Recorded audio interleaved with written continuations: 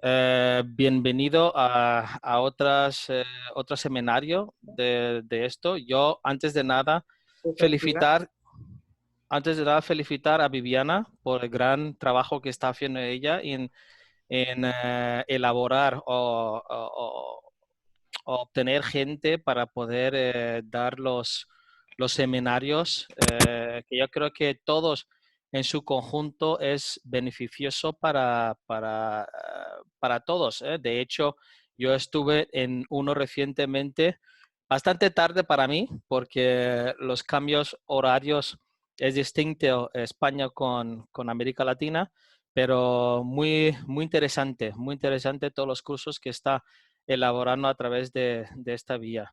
Así que bienvenidos todos y pasamos a la agenda de hoy. Pruebas especiales hay muchas pruebas especiales. Yo solamente me voy a recordar algunos que están un poco en el olvido y efectivamente tocar los dos últimos, o sea, el TEN test, que no sé cuántos de vosotros estáis haciendo, no solamente es hacerlo, sino también verificar que está siendo efectivo. Os enseñaré al final cómo se hace esa verificación. Luego después la prueba de alta frecuencia, que durante mis 3 últimos años de viajar internacionalmente por muchos países, veo que todavía hay un concepto muy equívoco sobre los transductores a utilizar y los errores se presentan cuando no se toma exactamente los transductores adecuados. Y al final acabaremos con la acufenometría. Y yo sé que hubo una presentación de acúfenos en vuestra villa, saber qué es lo que necesitamos para hacer una acufenometría. Daré pequeños detalles sobre todo lo que es el proceso del paciente que padece de tinnitus, solamente para recordarlo, y luego pues ya entraremos en el tema de la acufenometría. Como bien os he dicho, que sí, hay muchas pruebas que se puede hablar hoy, pero efectivamente, si tuviéramos que hablar de todas las pruebas, también electrofisiológico o cualquier otra prueba acondicionada a lo que es la audiología, pues no acabaríamos nunca. Tendríamos que estar aquí por lo menos unos cuantos días. Pero esos principios que he tomado junto con los dos últimos importantes, yo creo que nos ayudará bastante en lo que es la evaluación auditiva de nuestros pacientes o clientes. Objetivo final, conocer la naturaleza de las pruebas y luego las importancias que aporta el TEN, alta frecuencia y la acufenometría. Empezamos con la acumetría. Yo me imagino que es uno de los de gran olvidado que yo veo que no muchos lo hacen, pero yo creo que es una prueba muy sencilla. En muchos hospitales donde yo he estado, ellos lo intentan hacer con la vía ósea. Yo vi un hospital que no voy a nombrar, pero hacía una especie de pseudo rine que lo estaban haciendo con la vía ósea y la vía aérea, que realmente, según ellos, tenía unos casos de pacientes bastante elevados, donde estaba dando exactamente lo mismo con diapasón. Todavía estoy esperando que me den esos casos para que yo pueda realmente visualizar y entender lo que estaban haciendo, y no me lo han dado. Entonces, no sé cómo de exacto o cómo de veraz es lo que están haciendo. La acumetría, como veis aquí, se compone de dos partes, la fónica y la instrumental. La fónica es con palabras, sí, con palabras, tonalidades, pero lo que más lo vamos a indagar es sobre la instrumental, que la instrumental se utilizan los diapasones. Todos vosotros sabéis, para los que la han hecho, pues tenemos los diapasones desde 126 hasta más adelante, aunque realmente lo que se suele utilizar son los 512 y a veces 126, pero más bien el 512 Mire tan lindo ese y, trabajo que está haciendo. y el siguiente a ello. Tenemos el 128, pero no 126, no era 128, 256, 512 y 1024. Así entre 256 y 512 es lo que más se utiliza. Tengo un ruido en el fondo. No sé si Ya, podéis silenciar el micrófono, por favor. sí, sí, Silvester, ya los silencié a todos. Ah, Espérame un vale, segundo, voy a silenciarlo todos y vuelvo y te activo el tuyo. Dame un momento, por favor. sí.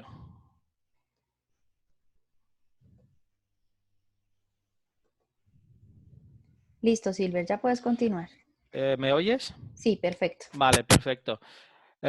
Os he elaborado un pequeño esquema que no solamente incluye lo que es la acumetría, sino tenéis ahí a tonal liminar y todo demás pruebas y hacia qué origen o distribución o detección que tenemos para las hipoacusia que vamos obteniendo.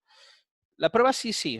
Tanto la prueba sí, sí como la prueba Fowler, que muchos de los audímetros lo tienen, y muchos de vosotros sabéis que uno de los temas que nos enfrentamos en muchas adaptaciones protésicas son problemas o cocleares o problemas retrococleares. Entonces, tanto el Sisi como el Fowler es uno de los que se pueden utilizar para ese tipo de detección, aunque sí es verdad, y muchos de vosotros me podéis decir, pues eso lo tengo a través de la audiometría y eso también lo tengo a través de la logoaudiometría, la prueba verbal. No lo voy a discutir porque sí, sí está, pero yo creo que una forma de validar, porque siempre he dicho que un conjunto de pruebas o conjunto de pruebas es lo que me lleva a mi prognosis final, porque efectivamente yo no puedo depender de una audiometría con tono aéreo óseo y ya con eso ya tengo suficiente para poder hacer la adaptación protésica o para poder decir al paciente de qué es lo que padece, si no tengo una timpanometría, no tengo unas otomisiones, no tengo las demás cosas. Así que la prueba sí entra, igual que Follow, dentro de las pruebas complementarias para la evaluación auditiva. Ves que es muy sencillo de realizar. Generalmente cuando hacemos una audiometría no media corriente, lo que hace simplemente es incrementar los 20 decibelios por encima de un umbral. La prueba empieza siempre con 5 dB, pero donde realmente se hace la evaluación es en 1 dB de incremento. Abajo de todo, y teniendo en cuenta el uso clínico, en caso de patología coclear, el paciente oirá todos los incrementos de 1 decibelios, evidentemente si padece. En el caso contrario, si hubiera una patología retrococlear, el paciente oirá menos incrementos. No dejaría de oído, pero oirá. Así que tenéis una forma de poder validar lo que nosotros estamos haciendo. Y la conclusión abajo nos dice los porcentajes que refiera en lo que son el tema coclear o retrococlear. La Silver, prueba, sí, perdóname, ¿puedes volver a repetirle la realización de la prueba? Es que no se escuchó muy claro. ok. En la prueba sí, sí, ¿ahora me escucháis bien? Sí es.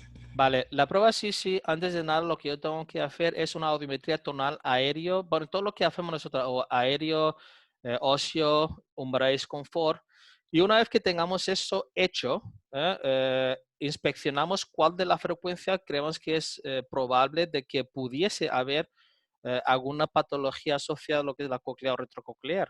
Sobre esa frecuencia y esa intensidad, a esa intensidad, si tengo 50, por poner un ejemplo, en 2000 hercios, pues subo a 70 y realizo la prueba, siempre incrementando 20 dB por encima del umbral del paciente. ¿Ok? Eh, la prueba empieza generalmente estimulando con incremento de 5 dB para que el paciente se vaya asociando a lo que es la, la dinámica de esa prueba, pero donde realmente se evalúa es estando a 1 decibelio de incremento, no a 5, sino a 1 decibelio de incremento, por lo cual vuestros audiómetros deben estar capacitados para que tenga los 5 para comenzar y el 1 para evaluar. Y lo que estaba diciendo, su uso clínico en patologías cocleares, el paciente oirá todos los incrementos de 1 decibelio. Y en patologías retrococleares, el paciente oirá menos incrementos. Lo oirá, pero menos incrementos. Y ahí aparece la conclusión justo debajo. Donde vemos 70% mayor de 70% sugeriría una patología coclear y menor de 30 sugeriría una patología retrococlear. Y lo que hay entre medias, pues eso es algo cuestionable, pero esos son cómo podríamos concluir sobre los valores que obtenemos. A ver si te entendí. O sea, yo cojo el umbral de audición de una frecuencia cualquiera y le Sí, incremento 20 decibeles. Y eso es. ahí empiezo a pasarle el estímulo y a subir de uno en uno. No, el audiómetro lo hace automáticamente, Ah, ok, ok. ¿vale? Eso hace ese incremento, ese tic de incremento de 1 decibelio, él mismo lo va haciendo esos pequeños saltos. Y lo único que tiene que hacer el paciente es simplemente con el pulsador dar cuenta de que lo ha padecido. Algunos equipos lo marcan automáticamente y otros el operador mismo tiene que marcar la aceptación de cuando se escucha ese incremento. Y ese Ok. incremento se convierte en porcentaje, que es lo que hemos visto anteriormente. Ah, ok, ¿Vale? ya entendí. ¿Y cuántos incrementos realiza 20, la prueba? 20, 20. 20. Ok, ¿Ok? listo, gracias. El siguiente es el Fowler. El Fowler, descubierto por el mismísimo Fowler, por eso está atribuido la prueba, también llamada ABLB, que es el balanceo binaural de forma alternada la intensidad en los dos oídos. Y prácticamente lo que se pide siempre que haya realmente una diferencia entre los dos oídos, unos 30 decibelios. Eh, porque la intención aquí es que vamos a presentar en el oído no testado, o sea, el oído bueno, vamos a poner una intensidad que correspondería a lo que es, su audiometría tonal. Vamos a suponer, por ejemplo, a 30 decibelios en el oído izquierdo, por poner un ejemplo, que es el no testado, y en el oído testado, que es el oído derecho. Lo que se va haciendo es ir subiendo X pasos para ver realmente cómo es la asociación. Obviamente, y veréis a continuación unas gráficas, pero los tipos de reclutamiento que aparece justo abajo, donde hablamos un reclutamiento total, el sonido se ajusta por igual en ambos oídos a mayor intensidad. Bueno, el mayor aparece 2 veces, pero es a mayor intensidad. Un reclutamiento incompleto o parcial, donde el resultado está entre sin reclutamiento o reclutamiento completo, porque no está indeterminado, como queremos decir. Sin reclutamiento, efectivamente, parece casi paralelo porque la comparativa es exactamente igual. Y luego hay un nuevo concepto que pocas veces se utiliza, es lo que llamamos nosotros el de reclutamiento. Ahora que estamos con las palabras nuevas de desescalada y todas esas cosas, pues tenemos uno nuevo que me imagino que a algunos de vosotros os suena, pero pocas veces lo he escuchado en su uso, que se llama de reclutamiento. Aquí la intensidad crece a ritmo más lento o normal, mientras que la intensidad incrementa en el oído abnormal. Abnormal sería el oído testado. ¿Ok? Ok, o sea, Eh, perdóname, dime. nuevamente te interrumpo. O sea, aquí, ¿qué instrucción yo le doy al paciente? Yo lo tengo y le La estoy instrucción, pasando por lado y lado un mismo sonido. La instrucción que tú das al paciente es, tiene que intentar sentir el oído, perdona, el sonido igual en ambos oídos. ¿Ok? Ok, Entonces tú tienes que ir subiendo, por eso se llama alternar a balanceo. Si tú vas a coger el oído testado en el lado izquierdo, como os he puesto en el ejemplo anterior, si tenemos 30 o 40 decibelios, pues lo que yo voy a hacer en el oído no testado, pongo los 40 decibelios y voy aumentando para ver en qué momento el paciente oye el mismo sonido por igual y ambos oídos. ¿Vale? A través de esto nos saldría esta gráfica, que es lo que nos indica el tipo de reclutamiento que tenemos. Si fijáis, por ejemplo, un reclutamiento total, lo que completa, digamos, lo que veis ahí que a medida que vamos desde el oído no testado a oído testado a mayor intensidad, se vuelve casi paralelo. Es lo que llamamos nosotros un reclutamiento completa. ¿Ok? Si pasamos a incompleta, fijaros que al principio sí tenemos un nivel, pero a medida que vamos aumentando se va igualando. ¿Ok? Es lo que llamamos nosotros, está entre medias del incompleta y completa.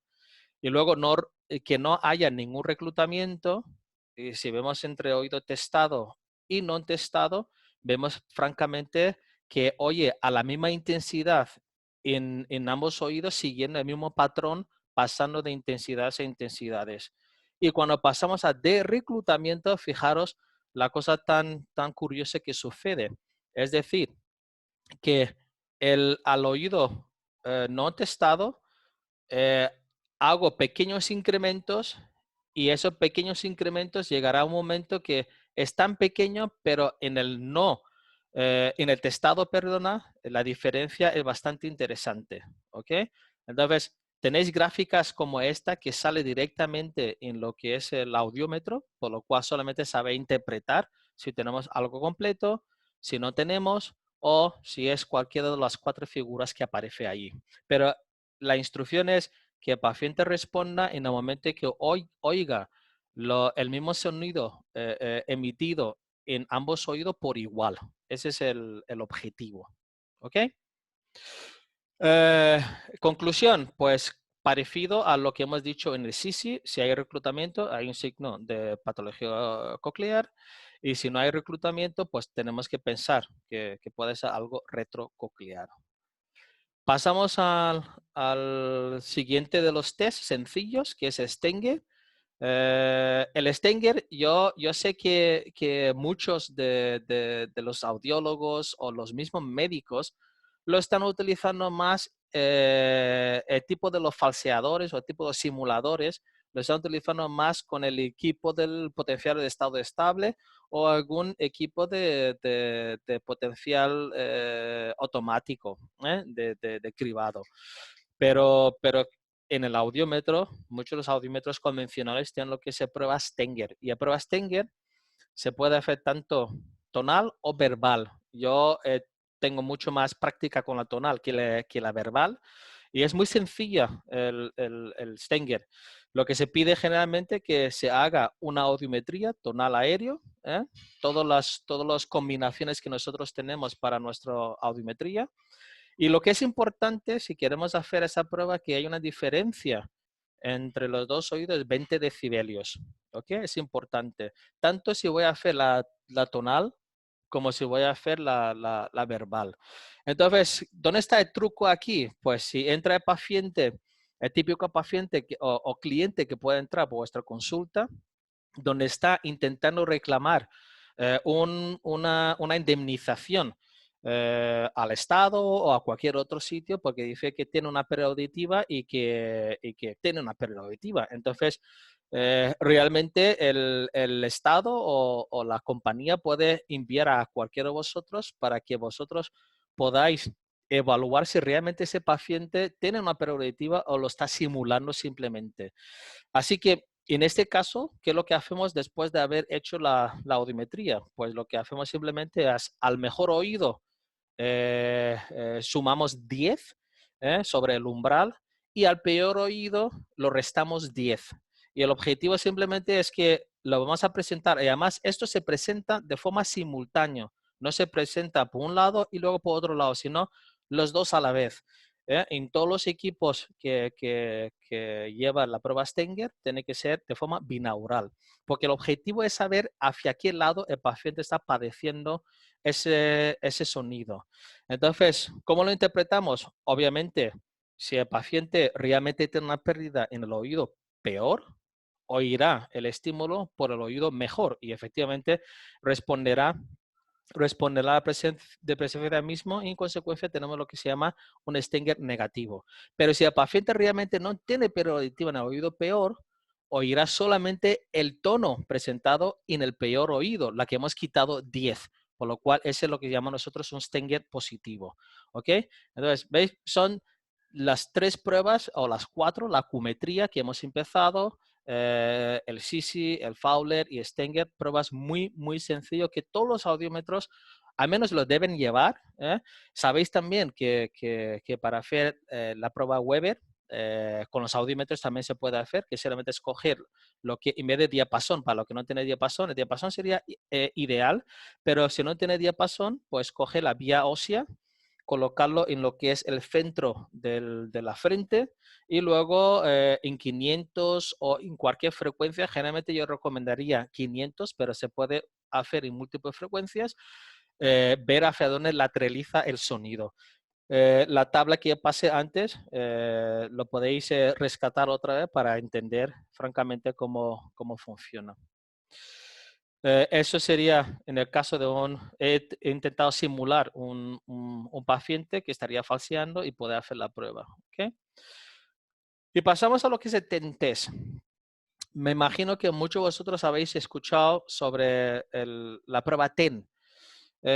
¿Cuál es el objetivo de la prueba TEN? Pues el objetivo es que generalmente cuando se hace una audiometría eh, y se hace un posterior adaptación protésica, uno de los problemas que se suele tener muchos de los usuarios es que no oigo bien, no percibo cuando la persona me habla, no acaba de estar eh, percibiendo lo que debería percibir con todo lo que he gastado yo en la prótesis auditiva. Y muchas veces la consecuencia de esto no es porque el audífono está funcionando mal, más bien es porque la prueba que hemos hecho a través de una serie de triggers, que yo suelo llamar, eh, nos está hablando, pero no nos estamos dando cuenta de ello. Generalmente cuando uno ve una caída brusca, sobre todo una presbiacusia, se tiene que llamar la atención que muy probablemente parte de estas frecuencias a esa intensidad de verdad no está percibiendo esa intensidad como el paciente me está respondiendo. Fijaros que cuando, cuando entra el sonido, no sé si me veis el cursor, ¿lo veis el cursor? Sí, sí, sí se ve. Sí, Sí, vale. Entonces, inclusive si puedes entra, activar el pulsador, pero ¿este se ve o no se ve? Sí, sí se ve. Vale. Entonces, cuando entra el sonido por fricción sobre la membrana tectorial, pues francamente presiona sobre esta parte que es donde está nuestro célula afiliadas externa.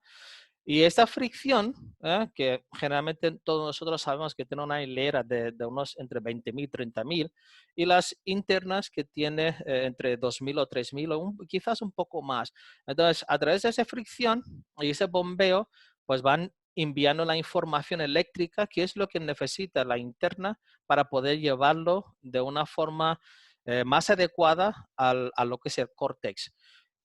Si ese sonido llega, como sabemos, la cóclea es tonotópico, que es que está dividido en franjas de frecuencia. Esa franja de frecuencia es totalmente reconocible. Quiere decir que muchos de vosotros sabéis detectar sonidos, procedencia de sonido, dependiendo de la frecuencia que está siendo emitido. Pues lo mismo pasa con la cóclea, es tonotópico y no sabe diferenciar entre lo que es un 250, entre lo que es un 2000, entre lo que es un 4000 o lo que es un 6000.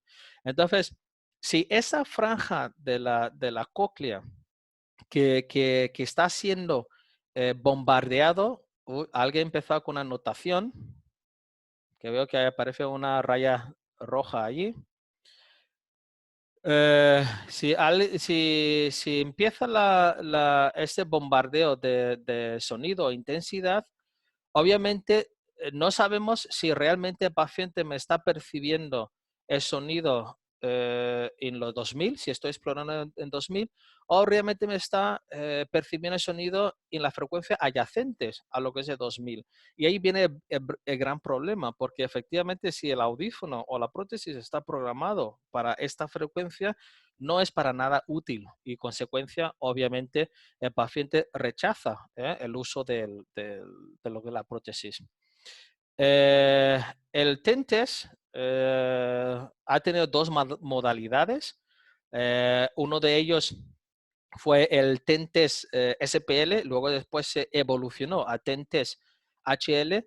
Todo fue elaborado e investigado por Brian Moore y muchos otros colegas suyos entre 99 y 2000, donde francamente la idea aquí era ver cómo está funcionando, sobre todo las filas afiliadas externas, no las internas, porque efectivamente el soporte que recibe la externa es el que manda posteriormente, que son las vías aferentes hacia el córtex y son los que realmente necesitan la información para que al final lo asimila lo que es el córtex.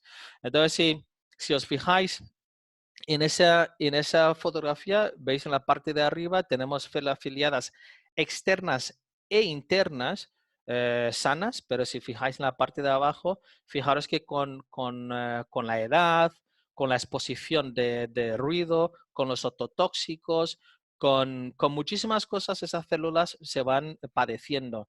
Entonces, obviamente, Si yo intentara hacer una audiometría en una zona no sana, pues obviamente esta explosión que llega no es real lo que el paciente me está percibiendo, sino está cogiendo en las frecuencias adyacentes o anterior o posterior. Es, es lo que muestro en esta diapositivas, donde vemos nosotros desde el apex, que son las frecuencias más graves, hasta ya llegando hasta la base, que empezamos con las frecuencias mucho más agudas. Fijaros toda la parte negra que aparece aquí, o sea, desde puede ser 2500 en adelante, toda esta zona está muerta. Que decir que todas las afiliadas externas prácticamente no tienen ningún uso. Y, y es la intención de utilizar lo que es la prueba de TEN-TESS. Lo que yo os estuve explicando antes era algo parecido a esto. La onda vibratorias que llegan, fijaros que en este caso hemos hecho sobre 2000, pero realmente la franja, lo que llama off frequency, la franja que está siendo detectada es 1800 hercios y no son los 2000 hercios. Y si tengo esa mala percepción y no ajusto la prótesis auditiva en acorde con lo que realmente tengo en mis exámenes audiométricas, utilizando varias pruebas, uno de ellos es esto, pues obviamente las consecuencias del uso puede ser bastante nefasto. Y se puede llegar en el punto de que efectivamente el paciente totalmente abandona el uso de la prótesis auditiva y le mete en el cajón porque efectivamente no es para nada útil para él o para ella. ¿Cuándo hacer una prueba TEN? Pues lo que hemos dicho, uno, si yo veo un descenso brusco, en ese caso, pérdida severa o profunda, 75-80. Yo diría un poco más entre 70. Un umbral absoluto en frecuencia sospechoso de 70 o mayor. Pérdida de forma de descenso radical, una presbiacusia. Una queja sobre distorsión, si el paciente constantemente está diciendo que distorsiona mucho. Una inteligibilidad extremadamente pobre. Todo eso son razones por las que yo debo y puedo hacer el TEN. Y una cosa a recordar que la prueba TEN se hace de forma ipsilateral, no bilateral. El TEN en su día, y muchos lo están utilizando, iba a través de unos FEDs.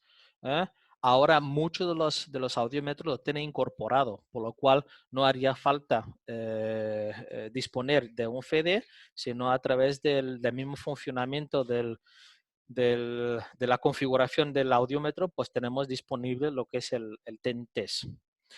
Aplicaciones clínicas, pues ya os he empezado antes diciendo el tema de posiblemente el paciente que puede no estar utilizando su prótesis auditiva porque no está obteniendo todos los beneficios que se había dicho en su día.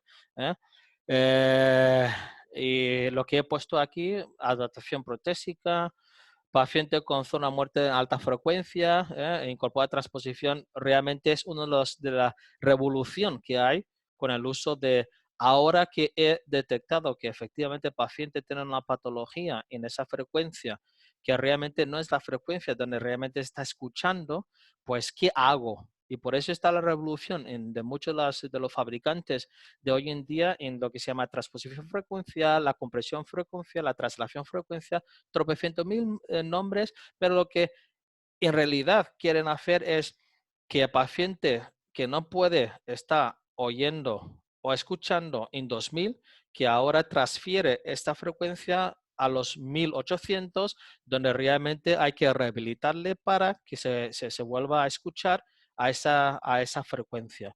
También no debéis olvidar los pacientes de síndrome de Meniere, porque efectivamente también sabéis que cuando empieza el síndrome siempre ataca mayormente en las bajas frecuencias, entonces hay que tomar en cuenta esto porque si el paciente va a llevar una prótesis auditiva también tenemos que cerciorar que efectivamente no haya ningún problema. Aunque sí os he de decir que TEN-TESS valora solamente 500, 1000, 2000 y 4000.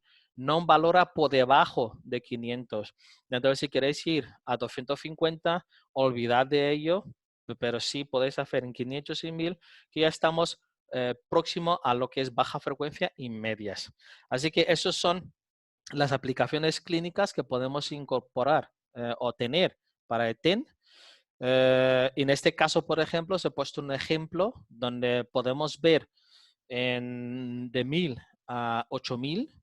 Obviamente 1000 no me llama mucho la atención, pero sí me empezaría a llamar la atención ya a partir de 2000 para realmente seleccionar, sobre todo porque si os fijáis, la compresión dinámica que tiene entre disconfort y lo que es la tonal aérea. Fijaros que la compresión dinámica empieza a reducir. Entonces, podría yo estar sospechando que posiblemente haya algo. Y es una prueba que no tarda mucho. Es una prueba que entre 4, 5, máximo 10 minutos ya lo tenéis hecho.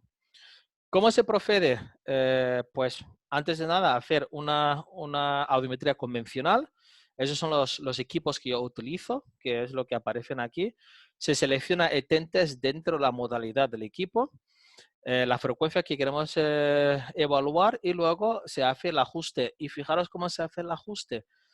En el punto 4, si la frecuencia con pérdida auditiva es menor de 60 dB o igual, pues lo que hago es solamente poner el TEN a 10 por encima, o sea, 70. Si es a 70, pues lo pongo otro 10 por encima, que sería 80 el TEN y 70 de evaluado. Pero ya cuando tenemos un nivel ya que supera 85-90, generalmente utilizamos el mismo nivel audiométrico para poder buscar. A diferencia de nuestra audiometría tonal aérea, donde nosotros tenemos que incrementar o disminuir de 5 en 5, o mejor dicho, empezamos siempre de 10 en 10, y luego para atinar o afinar, mejor dicho, afinar lo que es el umbral, vamos de 5 en 5. En ese caso, con el TEN tenemos que ir siempre de 2 saltos en 2 saltos. No podemos ir de 5 en 5. Es importante, ¿ok? Y recordar una vez más que el TEN test se hace de forma ipsilateralmente, ¿ok? ¿Cómo lo interpretamos? Que es donde está el gran tema. Para interpretar el TEN, los audiómetros no nos lo interpreta. Nosotros mismos tenemos que dar esa interpretación. Entonces, hay dos criterios que se tiene que cumplir y debe cumplir de dos criterios, no vale uno, tiene que cumplir dos criterios para que realmente esta zona sea una zona muerta de la cóclea. Uno es el nivel enmascarado esté 10 dB por encima del umbral TEN, que es lo que estáis viendo en el diagrama audiometría que os he puesto abajo, y el umbral enmascarado tengo una diferencia de 10 dB del umbral no enmascarado. O sea, si cumple esos dos criterios, ya sabemos que es una zona muerta de la cóclea. Quiere decir que realmente ese paciente no me está respondiendo a 1000 hercios, sino me está respondiendo a cualquier otra frecuencia que no sea en 1000 hercios. Os he puesto aquí un ejemplo de donde no se podía cumplir. Fijaros en este caso, a 1000, el TEN está a 5 dB de lo que es el umbral. Y también coincide el enmascarado, por lo cual aquí no tendríamos una zona muerta de la cóclea. Y si pasamos a la siguiente, donde veis la otra simulación, tenemos sí una diferencia entre lo que es el no enmascarado y el TEN, pero entre el enmascarado y el TEN, pues hay poca diferencia, hay 8 dB y no son los 10 que nosotros estamos pidiendo. Así que el criterio es muy sencillo de cumplir y lo único es saber en qué momento efectivamente tengo un problema y tengo que solucionarlo para que efectivamente ese paciente no aparece quejándose de que realmente la solución propuesta no le sirve para nada. ¿Ok? Es simplemente una simulación. Y ahora ya hemos hecho el TEN test. Ahora, ¿cómo podemos realmente utilizar la tecnología que dispone los fabricantes de audífonos de hoy en día? Como he dicho anteriormente, pues hay distinta terminología que utilizan los fabricantes. compresión frecuencial, transposición frecuencial. Y la compresión frecuencial, como bien dice allí su definición, es una función no lineal que comprime y traslada frecuencias más altas a regiones de frecuencia determinadas donde una mejor audición residual está presente y por lo tanto incrementar la probabilidad de audición. Es decir, que simplemente me está comprimiendo para que donde no podías oír, pues lo estoy ahora oyendo. Y el resultado simplemente es que el paciente, perdón, el paciente es capaz de detectar sonidos que eran inaudibles, sonido que en 2000, que realmente no está haciendo ningún tipo de función, pero sí está haciendo en las frecuencias donde realmente son más útiles debido a esto. Eh, como os dije desde un principio, esta tecnología cumple los objetivos de producir una audibilidad para un mejor reconocimiento de habla, mejora la calidad de escucha y reducir el esfuerzo de escucha. Este último me gusta mucho porque os pongo un ejemplo y os pongo un poco en situación. Imaginaos que vosotros habláis el castellano en inglés perfectamente, ¿ok? Pero imaginaos que viajáis a la India y escucháis una persona, un residente de la India hablando en inglés. Realmente te tienes que hacer un esfuerzo bastante importante para poder seguir la conversación.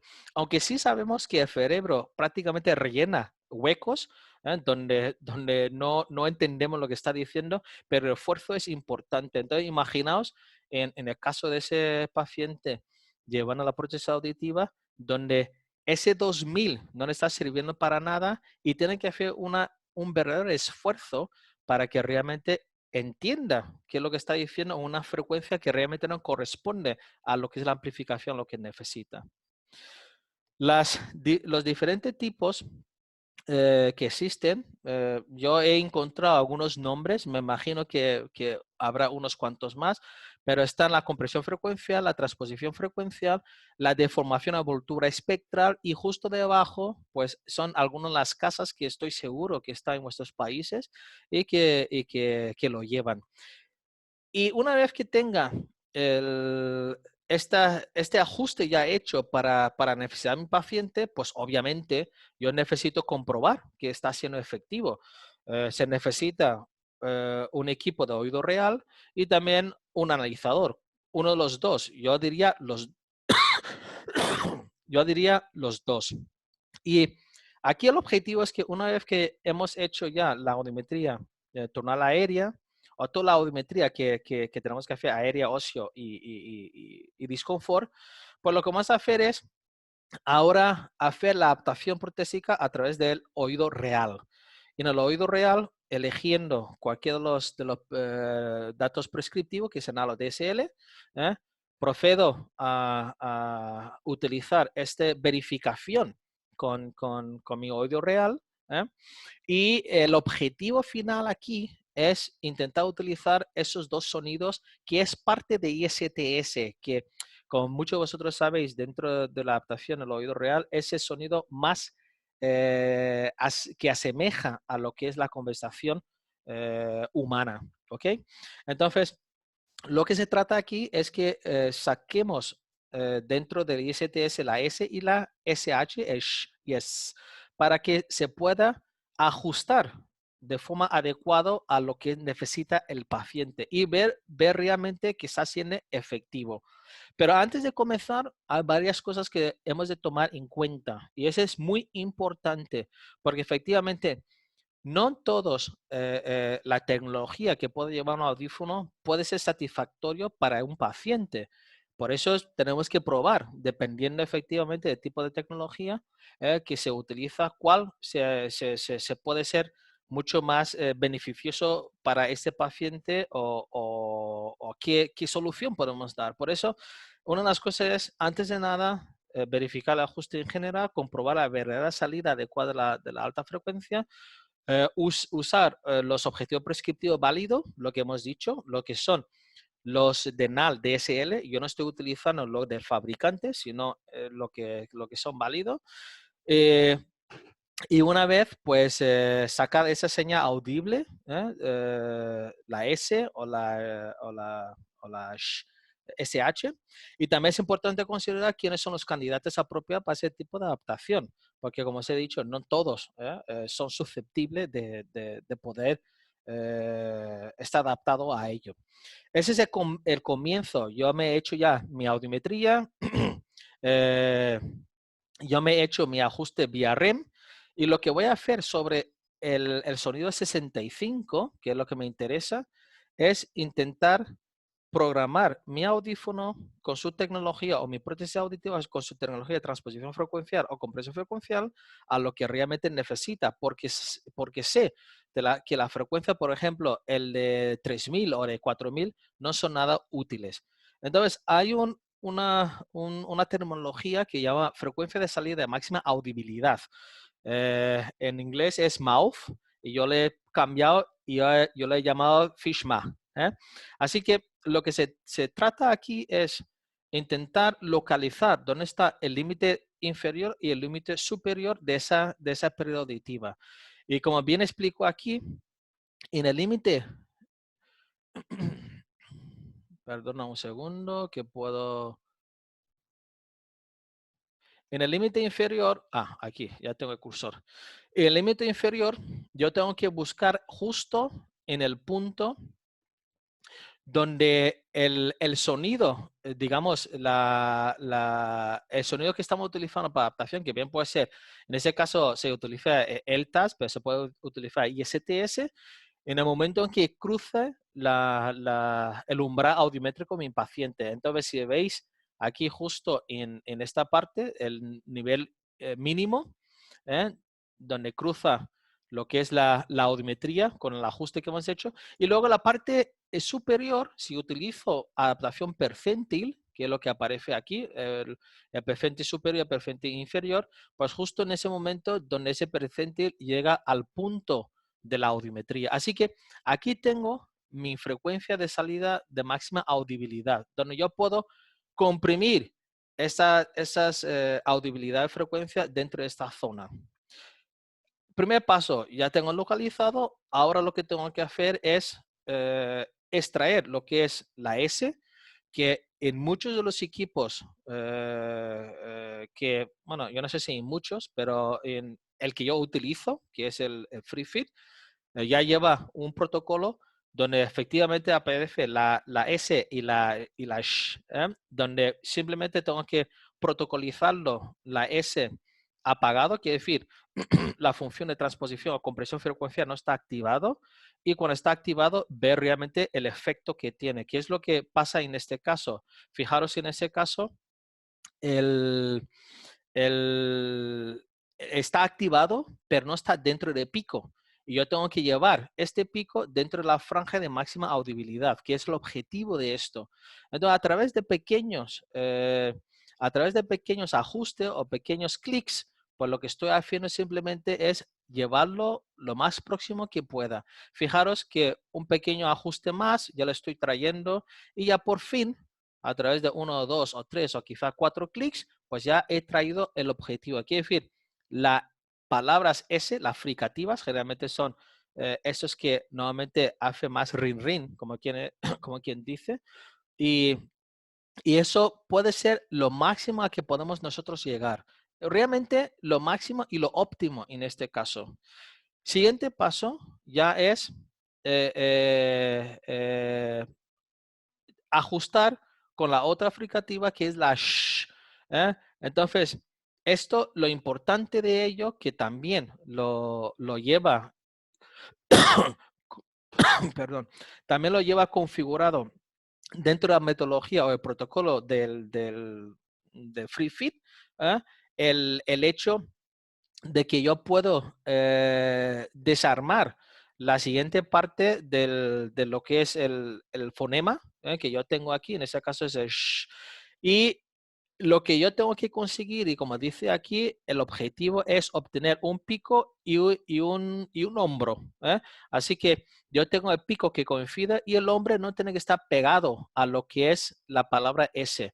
Una vez que tengo yo esto conseguido, solamente ahora depende de la rehabilitación auditiva para que efectivamente el paciente ahora, en vez de estar escuchando en una frecuencia de 4000, esté escuchando una frecuencia de 3500. En ese caso sería 3000, perdón, 3000. ¿Ok? Así que a través de ese pequeños ajuste que yo he elegido, también tengo que ver si realmente está siendo efectivo todos los pequeños cambios que yo estoy haciendo. Si no, no me vale para nada. ¿Ok? Espero que habéis entendido esta parte porque es la parte más importante y debéis, si queréis verificarlo, debéis tener un equipo que tenga la posibilidad de tener este protocolo, tanto la S como como la ISTS y todas esas cosas. Si no, realmente el trabajo no es para nada válido. Os he incluido alguna referencia para que lo podáis leer y tener un poco más de información aparte de lo que yo estoy presentando.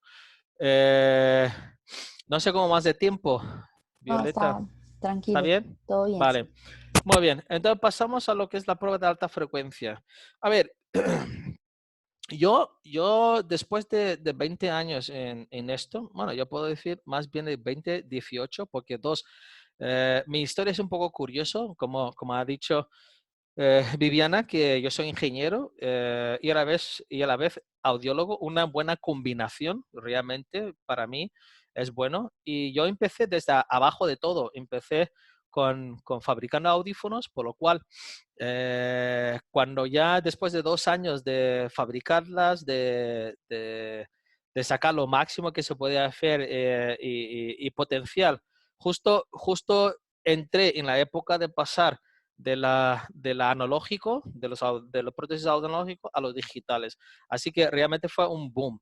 Y 18 años en esto y constantemente viendo de que ¿por qué la gente solamente se contenta con hacer 125 a 8000 hercios? ¿Por qué? ¿Eh? Yo es una cosa que en los últimos 5 o 10 años llevo pensando y al menos aquí en España estamos intentando cambiar esa visión. Estamos cambiando la visión de que debes utilizar un audiómetro de altas frecuencias. Y la alta frecuencia nos aporta muchísimas cosas, porque al igual que pasa, por ejemplo, en el paciente que tiene una mala inteligibilidad, que tiene una distorsión, puede que viene de las frecuencias más posterior a lo que son los 8000 hercios, que sabéis que todo tiene que ver con nuestras células afiliadas externas. La fila afiliada externa se va muriendo desde los 20.000 hercios, que es lo máximo que podemos nosotros llegar, y va afectando a los anteriores a esos 20.000 hercios. Y posteriormente, pues tiene su efecto en lo que está pasando. Entonces, yo siempre he dicho que, por ejemplo, una adaptación con un músico, yo no entiendo si está haciendo una adaptación con un músico, está utilizando un audiómetro de 125 a 8000. O si estás trabajando con alguien que tiene una exposición a ruido constante, como estás trabajando Así que yo creo que la implicación que tiene la alta frecuencia en el día de hoy es diferenciar mucho posible diagnóstico que podemos tener y que sepamos que existe y muchas veces a no disponer de esta metodología o ese tipo de prueba, francamente, algunas de las adaptaciones protésicas pues acaba siendo un fracaso y eso hay que evitarlo, ¿ok? Ese es el equipo que yo utilizo. Las altas frecuencias, los transductores que hay en el mercado, ya sabemos que es el HDA 300 o el HDA 200. Pero una cosa que yo quiero realmente puntualizar, y muchos de los equipos que tienen altas frecuencias, debéis saber que una alta frecuencia, un transductor de alta frecuencia es exclusivamente para audiometría de alta frecuencia. ¿Qué significa eso? Significa que a partir de los 8000 en adelante yo utilizo esos transductores.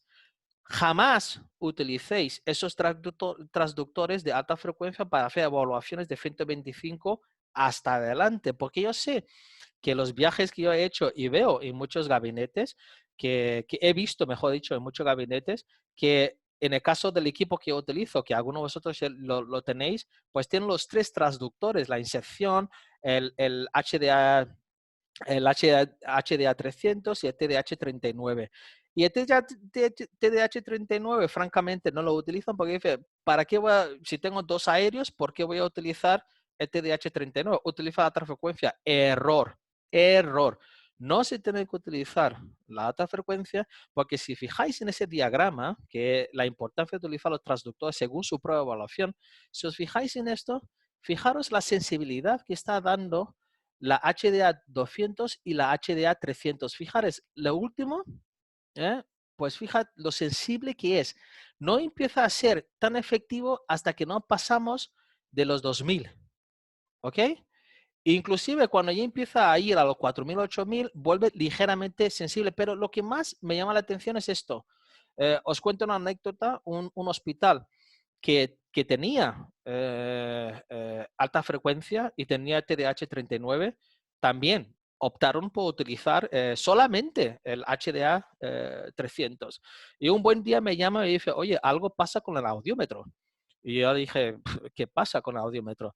Pues no está bien calibrado y recientemente acaba de estar calibrado. Entonces, la primera cosa que yo le pregunté a ellos es qué transductor está utilizando. Pues el que venía con el equipo, bueno, ese ya mucho decir, porque vienen muchas cosas con el equipo, pero hay que saber describirlo. Entonces, la siguiente pregunta que hice es, ¿a qué lleva para que puedan saber que el equipo está mal? Y la primera cosa que me dijo la audióloga fue que todas las pruebas de impedanciometría que estamos haciendo en los niños que tienen además mocos, le dan que ellos oyen bien.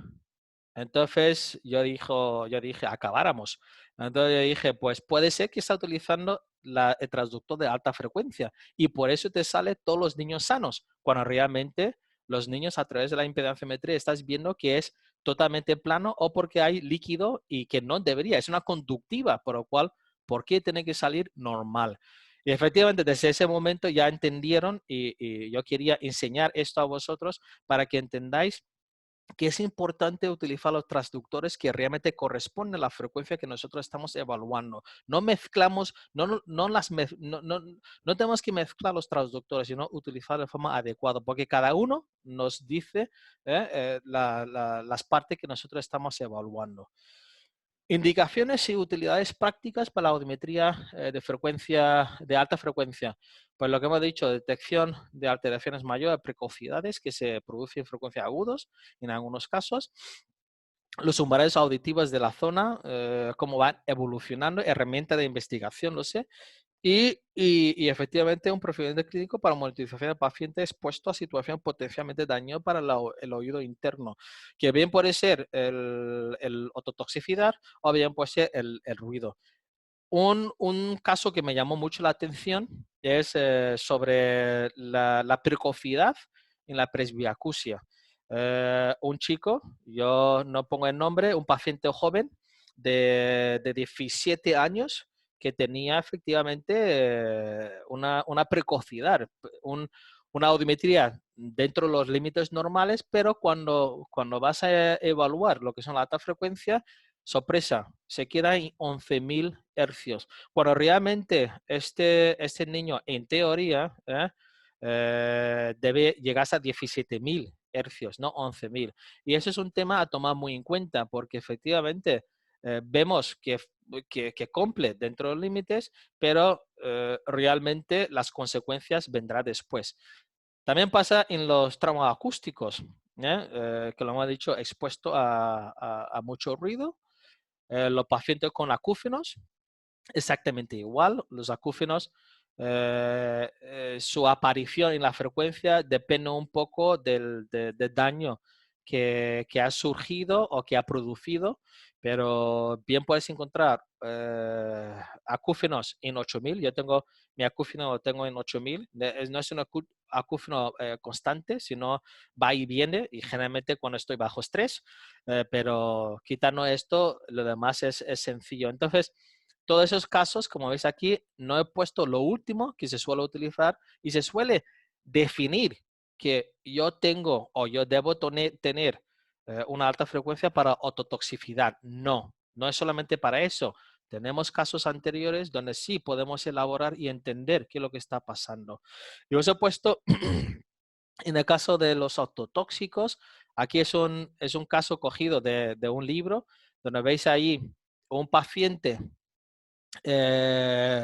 pasando por un tratamiento de cisplatino. El cisplatino sabéis que es para el cáncer y estaba llevando el tratamiento en el A, si os fijáis, desde hasta 8000 hercios, lo veis que todo francamente está bien. No hay ningún problema, ninguna anomalía. Pero fijaros en el A, cómo ya empieza a tocar un poco. 2 semanas o 3 semanas después se vuelve a tomar otra vez el tratamiento, ya empieza a haber una especie de desajuste en la curva audiométrica en las altas frecuencias y ya está afectando ligeramente lo que son las frecuencias ya más cerca de lo que son los 7000 o 8000 y luego también vemos en posteriores tratamientos, vemos cómo se está condicionando. Así que es importante a través a pesar de todos nuestros anamnesis, historia clínico, pruebas conjunta con esto, tener esta información realmente concuerda con la información anterior que nos ha dado. Así que yo creo que no solamente para autotóxicos, sino también para otro tipo de monitorizaciones. Indicaciones aquí, ya le he dicho francamente, para gente con un grupo de frecuencia, enfermedades en las que hay pérdida de audición y frecuencia agudas mayor relacionado con grupo de edad. También se utilizaba con paciente que tenía trastocado lesiones en el sistema nervioso central y para paciente asintomático en estadio precoz, donde se ve esa alteración, que en ese caso que hemos visto para el niño. El niño francamente no tenía ningún tipo de patología, pero efectivamente cuando se pasó a lo que es el alta frecuencia, en vez de llegar a los 17.000, pues estaba allí en los 11.000. Para recordar y ya cerrar esta parte, pues solamente cosas que tenemos que recordar. De 500 a 4000, sabemos que generalmente es importante para el entendimiento. De 150 a 3000 es donde está el rango frecuencial conversacional de la voz humana. 4 a 8000, donde se localizan los fonemas que hemos estado. Yo sé que en español la H es muda, pero en algunos países es de uso. La imposibilidad de entender conversaciones en ambiente ruidoso se puede explicar en pérdidas auditivas a alta frecuencia. Fijaros una cosa tan importante, un paciente que llega diciendo, cuando entro al restaurante me parece que no me interesa de nada, o cuando entro en un sitio en silencio, yo no puedo asociar las conversaciones. Pues mira, ahí tenéis un caso. Y en caso de sospecha de sordera proveniente genéticamente o un origen autoinmune, pues también tenemos el uso de alta frecuencia. Pues ese es el mío. Como veis aquí, esa es mi prueba de alta frecuencia. Fijaros que tengo el lado derecho algo peor que el lado izquierdo, pero en fin, yo cada X, o mejor dicho, cada año o cada 2 años me voy haciendo pruebas para ver un poco la evolución y efectivamente yo no me expongo a mucho ruido y tampoco utilizo tanto los cascos. Y ya para concluir, estamos en la parte de acúfenos, ¿ok? Los acúfenos es un mundo. Y yo no pude atender a una de las charlas que se dio en el grupo, pero yo estoy seguro que dentro de estas conversaciones, una de las cosas que se insistiría el orador, la oradora, era que ese es un tratamiento que requiere de un equipo multidisciplinar. No solamente es el audiólogo, sino necesitamos el otorrino, necesitamos el psiquiatra, necesitamos psicólogo, necesitamos inclusive un dietista, etcétera, etcétera. Porque es un mundo, y como dice Jastebrov y Hassel, la frecuencia e intensidad de tinnitus no muestra ninguna relación a la severidad de su diagnóstico o la consecuencia de su tratamiento. Y es verdad, porque como no se sabe la procedencia de sí, alguno intuye de dónde puede venir, y de hecho a continuación os voy a mostrar causas comunes del tinnitus, donde creemos pero hay un montón de razonamiento, pero bueno, como no se sabe, muchas veces la intensidad en sí no muestra esa severidad en el diagnóstico ni tampoco la consecuencia de su tratamiento. Pero eso no significa que no se puede tratar, porque yo sé que muchos pueden huir del tema de, uy, con acúfeno, no quiero nada. Obviamente hay que saber empezar a protocolizar lo que es el THI o el THF, todos esos informes que yo puedo tener para luego hacer un conjunto de diagnóstico mucho más adecuado para saber cómo tratar, cómo atacar ese tinnitus. Y, eh, perdón. Y las causas comunes del tinnitus, pues he puesto unos cuantos, lo que me iba viniendo y lo que iba sacando de algunas otras partes. Presbiacusia, pérdida auditiva, exposición prolongada a ruido. Es verdad, cuando hay una explosión, de repente, pues sale ese pitido, o después de un tiempo sale ese pitido. Trauma acústica, otosclerosis, infección bacteriana, pérdida auditiva por enfermedades autoinmunes, síndrome de Neer, crecimiento tumorales, predisposición genética, ototoxicidades. Hay ciertas medicaciones, gentamicina, valproata, quinina, cisplatino, también produce o metales pesados como el plomo, problemas vasculares, problemas metabólicos y en el último, lesiones cervicales o traumatismos craneales. Un accidente de coche te puede causar un acúfeno. Quizás en este instante no se manifiesta, pero cuando se pasa, pues ya sabemos qué podría ser tirando de la historial del paciente. Algunos hechos que tenemos que entender detrás del tinnitus. Lo que ya sabemos es un síntoma de que algo anormal es parecido a la fiebre. ¿eh? Es un síntoma de que algo está pasando. Zumbido puede ser bilateral o puede ser unilateral. Y allí es donde hay una especie de disquisición entre cómo hacemos nosotros la prueba. Algunos autores dicen que cuando se hace una acufometría se tiene que hacer contrario a donde se está padeciendo el acúfeno, si es unilateral.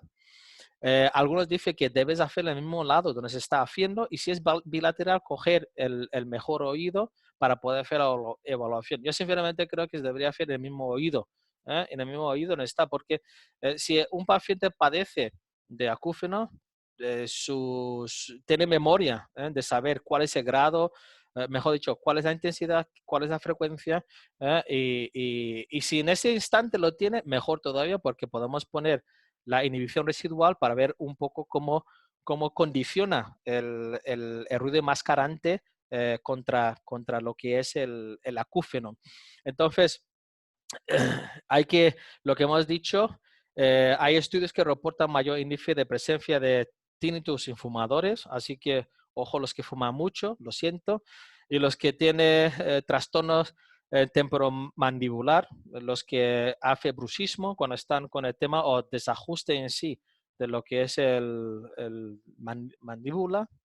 Y también hemos de saber de que hay dos tipos de tinnitus, que eso ya lo habéis visto, el subjetivo y el objetivo. No me voy a andar mucho en ello porque eso, para los que acudieron a lo que es la charla, pues efectivamente se habrán hablado un montón de esto. Pero sí, quiero simplemente destacar los 3 grados de acúfenos que hay. Grado 1, oye el acúfeno en situaciones de silencio durante la noche generalmente. Grado 2, aparece en condiciones de silencio a lo largo del día o desaparece o disminuye después de un tiempo. Y luego grado 3, donde es el más criminal, vamos a ponerlo así, porque es el que persiste todo a lo largo de todo el día, no se modifican con la actividad mental, no sé, es el más conflictivo, el más conflictivo que en muchos casos, además me toca un poco de cerca porque tengo un amigo que tiene acúfenos y además bilateralmente. Yo no lo sabía que tenía acúfenos. Hasta un día le visité y una de las cosas que me llamó mucho la atención es que tenía la tele muy alto. Y yo le pregunté, yo dije, oye, ¿tú tienes pérdida auditiva? No. ¿Y por qué tiene la tele tan alto? Porque lo utilizaba para enmascarar el acúfeno. Entonces, obviamente, eh, él hace su estrategia, pero él, por lo que me comentó, él ya se fue al médico, le han hecho demasiada prueba, mucho medicamento y prácticamente nada le soluciona. Así que esos son lo que son lo más críticos. Y en este caso, y muchos de vosotros sabéis que en lo más críticos, en algunos casos llega a suicidio. Por eso es importante el hecho de que entre aquí psiquiatra o psicólogo para poder tratar. Yo oí una presentación y me parecía muy interesante. Uno de los que también se presentó aquí en este medio, y una doctora de Argentina, ella estaba diciendo que es verdad que los otorrinos no están entrenados psiquiátricamente cómo tratar al paciente que padece un grado 3 o un grado ya superior. Y me llamó mucho la atención porque efectivamente le estaba entrenando sobre qué tipo de preguntas lo tiene que hacer. Y uno de ellos fue que le preguntó, eh, cuando saltó de que realmente está pensando en suicidarse y todo, y la doctora le preguntó, ¿y cuándo va a suicidarse?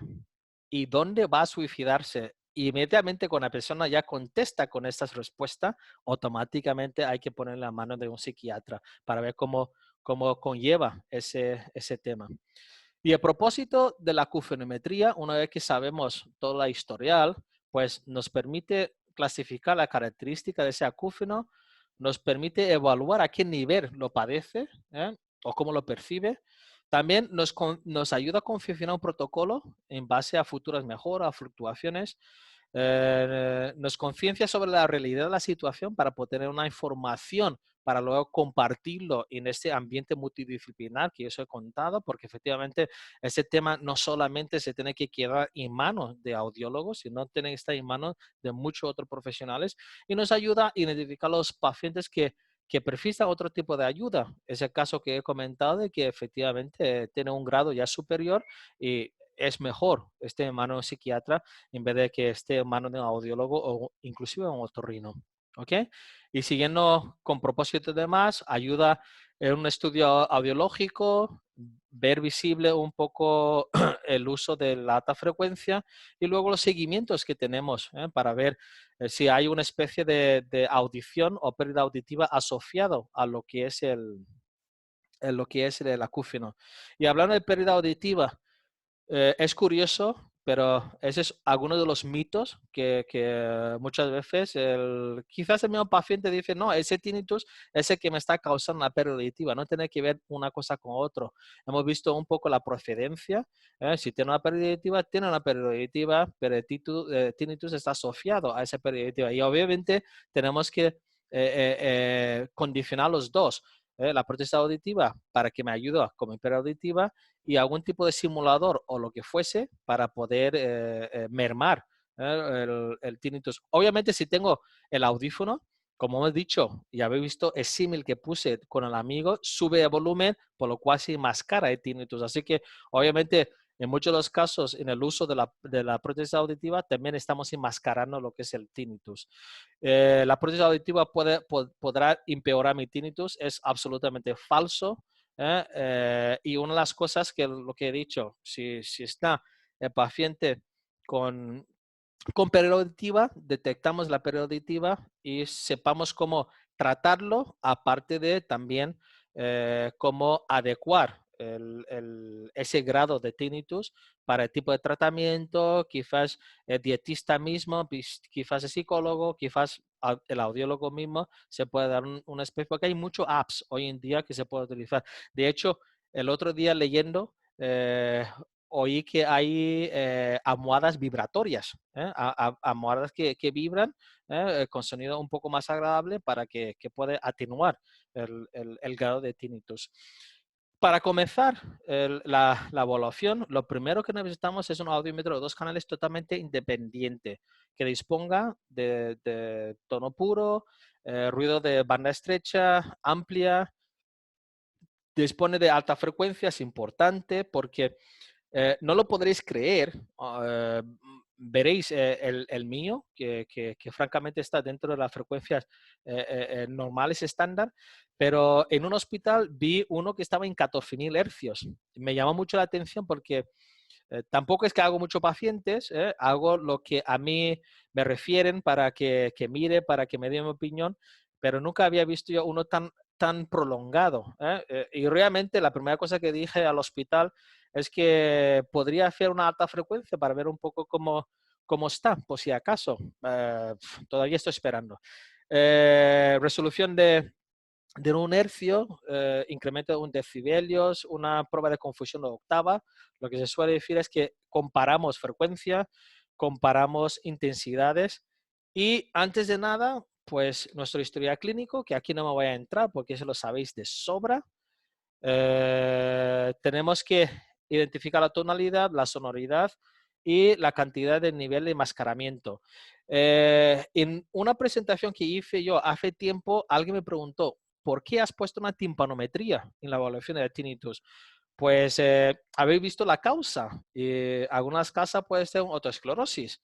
Entonces, fijaros que dentro yo puedo diagnosticar cuando hay una fijación o cuando hay algún tema relacionado con el oído, el oído medio, por lo cual creo que todos esos pasos son pasos que tienen que estar dentro de lo que es mi protocolo para poder evaluar adecuadamente bien nuestro paciente que padece de acúfenos o de tinnitus.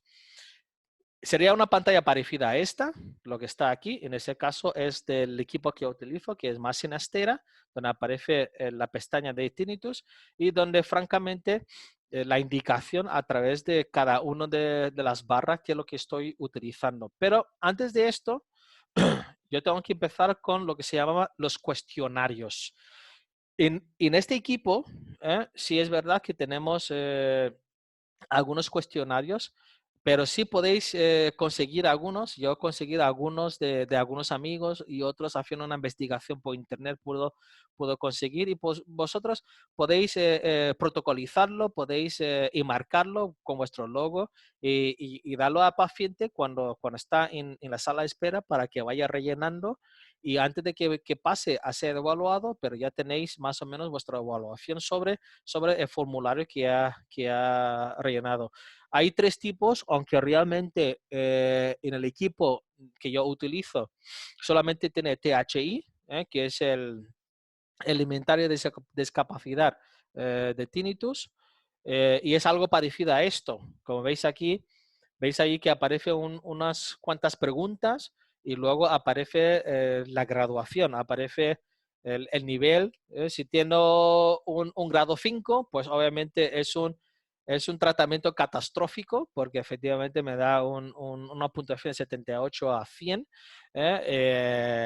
Y si tengo entre el grado 2, donde está 18, 36, 8, 17, nos da más o menos una idea contra qué estamos nosotros luchando. Así que todo esto lo podéis o bien hablar con algún compañero dentro de la evaluación lo que utiliza y francamente os puede dar una idea de lo que es.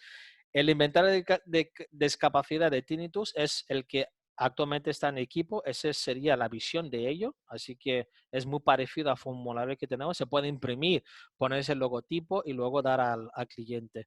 Entonces, ¿cómo empezamos? Pues francamente se empieza antes de nada a hacer la audiometría. No vamos a hacer una acufonometría sin haber hecho una audiometría. La audiometría es lo primero que tenemos que hacer con todos sus componentes, aérea, óseo y, y, y nivel de disconfort. Aunque el que vais a ver que lo hice yo hoy con mi equipo que tengo, solamente he puesto la aérea, solamente para que vea. Pero eso es que se haga todo. Se hace una comparativa de la frecuencia, se hace una comparativa de la intensidad y al final nos llega este. Ese es el diagrama que nosotros tenemos, donde aparece la coincidencia de lo que es importante aquí, a ver si puedo, aquí. Lo que es importante aquí, en qué frecuencia aparece, lo que se llama coincidencia de todo, a qué intensidad aparece, que a veces suele ser por encima del umbral o ligeramente inferior a lo que es el umbral. Mirar lo que es umbral de enmascaramiento, buscar lo que es el nivel mínimo de enmascaramiento, porque es el que voy a utilizar para hacer la inhibición residual, que normalmente para poder hacer inhibición residual, para ver si se exagera el acúfeno o se enmascara totalmente, tengo que sumar los 10 decibelios que he utilizado en nivel mínimo de enmascaramiento. Entonces, francamente es ir uno por uno, dependiendo en el lado de que se padece el acúfeno. Si es binaural, lo que hemos dicho, coger el oído mejor para poder empezar con la evaluación. Y como veis aquí, aquí es donde está el mío que yo hice hoy. Fijaros mi audiometría que hice también. Y francamente, mi tinnitus está localizado en 8000 hercios y está localizado, y fijaros que ya empiezo ya a tener caída ligeramente en 8000, eso lo tengo que volver a mirarlo, pero está localizado a la intensidad y a la frecuencia. Tenemos 8000 hercios, frecuencia de 40, y hice yo así la inhibición residual. Y efectivamente era totalmente, también es verdad que yo no tengo un acúfeno exagerado, mi acúfeno es bastante ligero, como os he dicho, que normalmente suele suele aparecer cuando está bajo estrés o también cuando tengo unos cascos que prácticamente me insonoriza bastante del exterior, entonces ya se me empieza a venir. Y bueno, francamente, con esto concluyo esta presentación. Espero que lo habéis gustado porque yo creo que son cosas muy interesantes. Sé que habrá algunas pruebas que no he puesto, pero bueno, como os he dicho, hay muchas pruebas que se puede hablar aquí. Yo quería centrarme generalmente en lo que son más los audiológicos y quizás para otra ocasión, pues sacar otro tipo de pruebas que sean diferente un poco a esto. Así con esto, muchísimas gracias, muchas gracias Viviana, muchas gracias a todos los asistentes y estoy abierto a alguna pregunta si tenéis o si no, me mandáis ahí a mi correo que aparece en la siguiente, perdona, ahí está, aparece mi correo, así que estoy a vuestra disposición. Muchas gracias. Silvester, muchísimas gracias. Aquí Lisette nos comenta que es importante recordar que estas pruebas están en los protocolos de los audiómetros clínicos de 2 canales de diferentes marcas, Por por lo que el supuesto. audiólogo debe conocer su objetivo, pero al momento de aplicarlas es fácil porque el equipo las ejecuta de manera automática. Es Entonces, evidente. nuestra labor es conocer en qué casos se aplican. Eso es. Joana Ángel nos dice, se puede ver en niños con antecedentes de prematurez y sufrimiento fetal agudo Sí, hasta sí, 8000 hercios, está sí, normal y en alta frecuencia con pérdida. sí. Jacqueline te manda un saludo y te agradece, Joanita dice que gracias y nos empezaron ya a Muchas agradecer gracias. como tal. Muchas Silvester, gracias. muchísimas gracias por la información, es muy valiosa, son pruebas que no utilizamos habitualmente y pues es importante que nosotros sepamos que contamos con estas opciones. Te Efectivamente. agradezco mucho, mucho por la Y lo que, participación. y lo que ha comentado Lisette, y me parece muy interesante, es que muchas veces, muchos de vosotros profesionales tenéis equipación que yo entiendo muchas veces que por ese el tiempo tenéis que ir un poco más deprisa, según un poco el volumen que tiene, pero ante casos tan particulares que se pueden identificar y se puede ver que realmente es importante indagar un poco más, pues tomar un poco más de tiempo con eso. Así que, pues muchas gracias de nuevo, Viviana, y a todos los demás. Muchas gracias a todos por participar y recuerden que la grabación de esta conferencia quedará en el canal de YouTube. Muchas gracias, Silvester, y nos vemos en una próxima ocasión. Muchas gracias. Adiós. Chao.